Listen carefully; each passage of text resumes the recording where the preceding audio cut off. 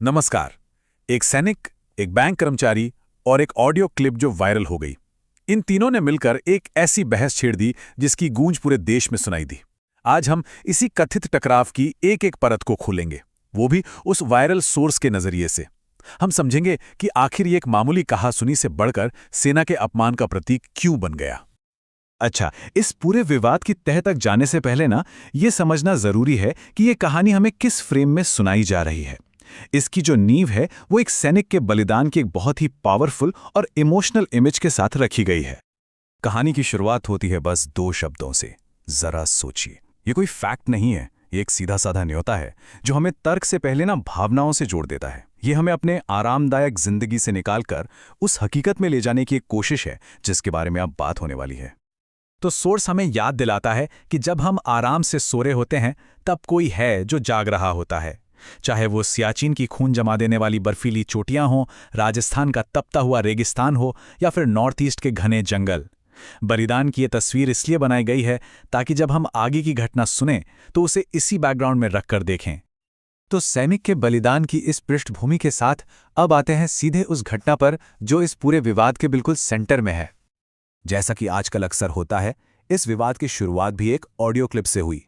Source के मुताबिक ये क्लिप सोशल मीडिया पर बिल्कुल आग की तरह फैली और इसने लाखों लोगों तक एक ऐसी बातचीत पहुंचा दी जिसमें एक बैंक कर्मचारी कथित तौर पर एक सैनिक का अपमान कर रही थी।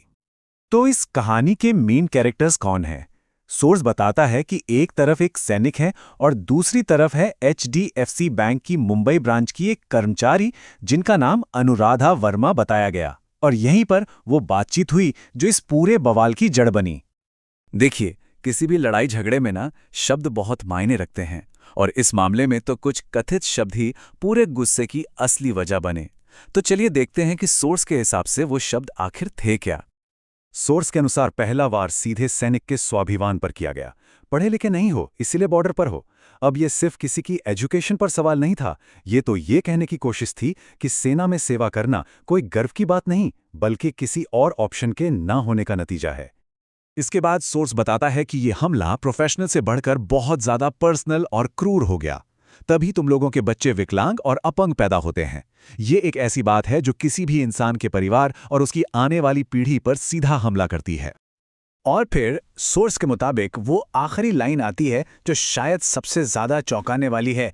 ऐसे ही लोग होते हैं जो शहीद हो जाते हैं। यहाँ पर देश के लिए सबसे बड़े बलिदान यानी शहादत को एक अपमान या सैनिक की कमी के नतीजे के तौर पर दिखाया गया।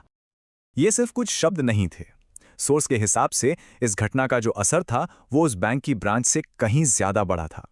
अब कहानी एक पर्सनल झगड़े से आगे बढ़कर एक सामाजिक सवाल बन जाती है और यहीं पर आकर सोर्स इस कहानी का कैनवास बड़ा कर देता है।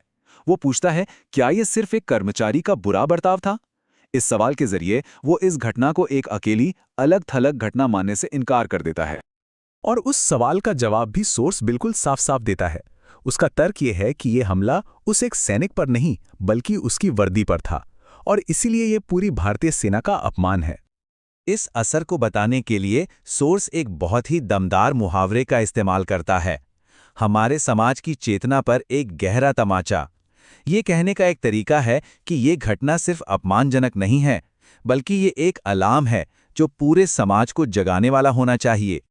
तो भाई, अगर समस्या इतनी बड़ी है तो सोर्स के हिसाब से इसका हल क्या है? कहानी का जो अंत है वो एक सीधी मांग और देशभक्ति के एक आह्वान पर होता है। इस घटना के जवाब में सोर्स का मैसेज बिल्कुल क्लियर है, बिना किसी लाग लपेट के, कि ऐसी मानसिकता को इग्नोर नहीं किया जा सकता।